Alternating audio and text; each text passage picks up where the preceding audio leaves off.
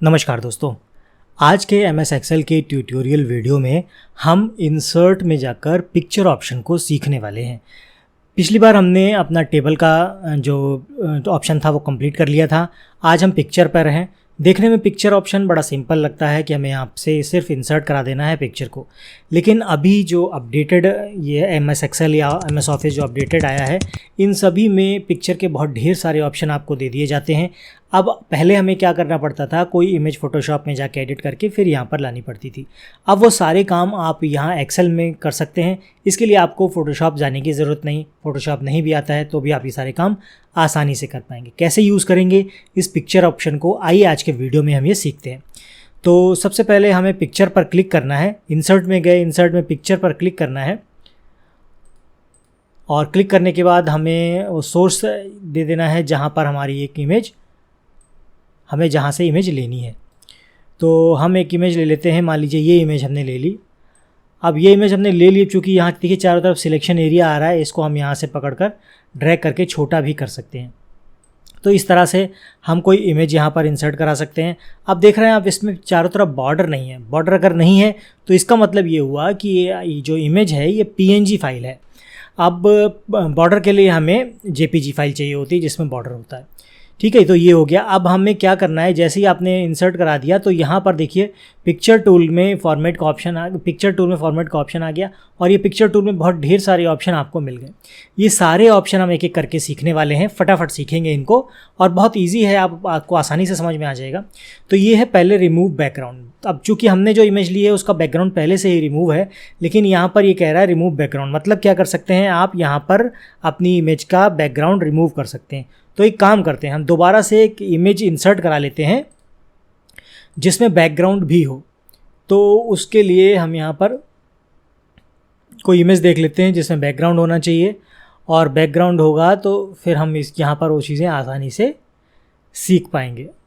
कोई भी हम यहाँ पर एक इमेज लेते हैं। मान लीजिए ये बच्चे की इमेज है, ये हमने यहाँ पर ले ली है। अब देख रहे हैं ये भी बहुत बड़ी है, तो इसको हम थोड़ा सा यहाँ पर छोटा कर देते हैं। इसको पकड़ कर ड्रैग करेंगे और ये छोटा हो जाएगा।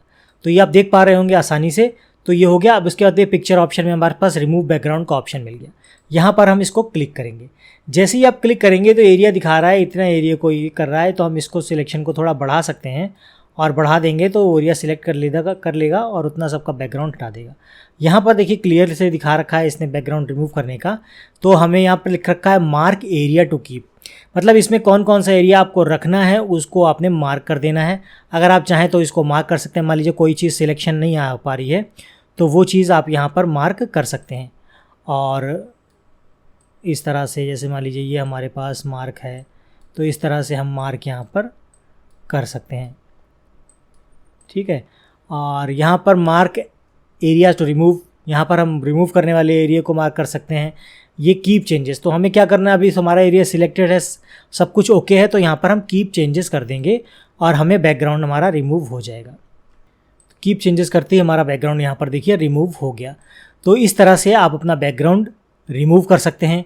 कोई करेक्शन करना है तो यहाँ से आप करेक्शन कर सकते हैं। इसमें आप देख सकते हैं यहाँ से अलग अलग आपको ब्राइटनेस और सॉफ्टनेस मिल जाएगी। ब्राइटनेस कर सकते हैं, शार्पनेस बढ़ा सकते हैं, ब्राइटनेस बढ़ा सकते हैं, कम कर सकते हैं। यह तो यहाँ से अलग अलग ऑप्शन, ये सारे जो आप फोटोशॉप में आपको मिला करते थे वो सारे अब आप यहाँ से भी कर सकते हैं।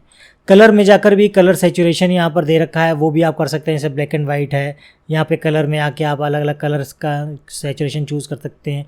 टोन अलग अलग चूज़ कर सकते हैं। यहाँ पर रीकलर चूज़ कर सकते हैं। इस तरह से आप देखिए बहुत सारे ऑप्शन आपको मिल जाते हैं यहाँ पर चेंज करने के लिए। यह आर्टिस्टिक इफ़ेक्ट हैं, तो यहाँ पर आप अपने इफ़ेक्ट डाल सकते हैं इसमें, किसी भी तरह के, जैसे ग्रेडियंट, ये स्ट्रक्चर वगैरह, या आपका जो भी इसमें जो क्या बोलते हैं टेक्सचर वगैरह लेके इसमें दे रखे हैं यहाँ पर, वो आप आराम से इसमें चूज़ कर सकते हैं। तो ये भी आप कर सकते हैं। देखिए तो इस तरह से आप देख रहे हो कितना आसान हो गया। कंप्रेस पिक्चर, इस पर आप क्लिक करेंगे तो यहाँ पर ये कंप्रेस करने को दिखा रहा है कि मान लीजिए अगर आप इस फिल्म को यूज़ करते हैं तो कैसे कैसे इसको कंप्रेस कर सकते हैं। देखिए HD 303 इसमें ये हाईलाइट नहीं है, बाकी अगर इमेज आपकी कोई दूसरी होगी HD वाली, उसमें ये हाईलाइट हो जाएंगे। तो आप चाहें तो HD में इमेज रखना चाहते हैं वो रख सकते हैं। अब चूँकि हम इस एक्सेल फाइल को, मान लीजिए इमेज डाली है हमने, तो हम चाहते हैं उसको हम कहीं शेयर भी कर सकें, मेल भी कर सकें। तो उसके लिए हमारा जो साइज़ है वो थोड़ा कम होना चाहिए। क्वालिटी ज़रूर ख़राब होगी आपकी इमेज की, लेकिन उसको आप शेयर कर पाएंगे। तो देखिए हमने इसको क्लिक किया और ओके करेंगे। ओके करते ही देखिए यहाँ पर थोड़ी सी क्वालिटी इसकी डल होगी, और लेकिन आप इमेज ये जब मेल करेंगे तो आसानी से आप इसको मेल कर पाएंगे। तो फिलहाल हमने ये कर दिया है यहाँ पर। और कंप्रेस पिक्चर आप समझ गए होंगे, यहाँ पर अलग अलग ऑप्शन है। दूसरी इमेज कोई आप लेके आएंगे तो गुड फॉर वेब पेज के लिए आपको ये चूज़ करना है। उसके बाद प्रिंटर और स्क्रीन के लिए आपको ये चूज़ करना है। HD में यूज़ करना चाहते हैं तो ये चूज़ करना है। और अभी फ़िलहाल हमें तो ईमेल के पर्पज़ से यूज़ करनी, तो हमने जो ऑप्शन नीचे वाला है उसको सिलेक्ट कर लिया। यहाँ पर चेंज पिक्चर, अगर आपको कोई दूसरी पिक्चर शिफ्ट चेंज करना चाहते हैं तो वो कर सकते हैं। तो अभी फ़िलहाल हम फ्रॉम फाइल से लेंगे, तो यहाँ से हम दूसरी इमेज भी लेकर आ सकते हैं। आप कोई भी इमेज यहाँ से ले सकते हैं। देखिए मान लीजिए अब हम ये की इमेज ये ले लेते हैं, तो उसकी जगह हमने ये रिप्लेस कर दिया, तो ये हमारे पास इमेज आ गई। इसका भी हमें बैकग्राउंड रिमूव करना होगा, तो बैकग्राउंड रिमूव पर हम जाएंगे, क्लिक करेंगे, ये अपने आप चूज़ कर लेगा कौन सा एरिया आपने रखना है, कौन सा आपने रिमूव करना चाहते हैं। तो जो भी हमें रखना है उसको हम यहाँ पर एक बार देख लेते हैं। और ये मार्क एक्सेस टू कीप हमें करना है, तो ये एरिया हमें रखना है, इसको हमने सिलेक्ट कर दिया है। और जो हमें रिमूव करना है वो देखिए यहाँ पर आ गया, ये रिमूव हमें करना है, और ये भी रिमूव करना है, और ये भी मान लीजिए हम रिमूव करना चाहते हैं, और ये भी रिमूव करना चाहते हैं। तो देखिए इस तरह से ये जो एरिया आप रिमूव करना चाहते हैं वो यहाँ पर सिलेक्ट करते जाएंगे और वो एरिया यहाँ से रिमूव हो जाएगा। हम यहाँ पर कीप चेंज पर करेंगे तो ये देखिए हमारे पास इमेज आ गई। इस तरह से हम एरिया को इसको रिमूव कर सकते हैं, और इसको हमने रख लिया, इमेज चेंज कर सकते हैं हम इस तरह से। रीसेट पिक्चर करेंगे तो आपका फिर से वो रीसेट हमारी पुरानी पिक्चर आ जाएगी, जो भी आपने चेंजेस किए होंगे वो इसमें आपके दिखने लग जाएंगे। तो रीसेट हम कर देते हैं इसको, देखिए रीसेट कर दिया तो ये हो गया हमारे पास, चेंजेस हो गए। अब क्या करना है, मैं यहाँ पर आया फॉर्मेट। अब यहाँ पर देखिए फॉर्मेट कौन कौन से दिखाई दे रहे हैं। इस इमेज को हम क्लिक करेंगे और यहाँ पर आप देखते चलें, तो ये देखिए जैसे हमें फ़ोटोशॉप में बॉर्डर लेना पड़ता था, तो यहाँ पर बॉर्डर ऑटोमेटिकली बहुत ढेर सारे बॉर्डर आपको दे रखे हैं। इन्हीं में से आप चूज़ कर देंगे तो आपके पिक्चर के जो बॉर्डर है वो अपने आप आ जाएगा। अलग अलग तरह के बॉर्डर इसमें बहुत ढेर सारे दे रखे हैं, तो आप कोई भी बॉर्डर आप इसमें चूज़ कर सकते हैं। इसके लिए आपको फ़ोटोशॉप में जाने की ज़रूरत नहीं पड़ेगी। ये देख रहे हैं आप, अलग अलग तरह के हैं, कोई 3D भी है इसमें, तो इस तरह से आप इनको यूज़ कर पाएंगे। तो कोई भी जो आपको अच्छा लगे उसको आप चूज़ कर लेते हैं। फ़िलहाल हम यहाँ पर इसको एक बार ले लेते हैं।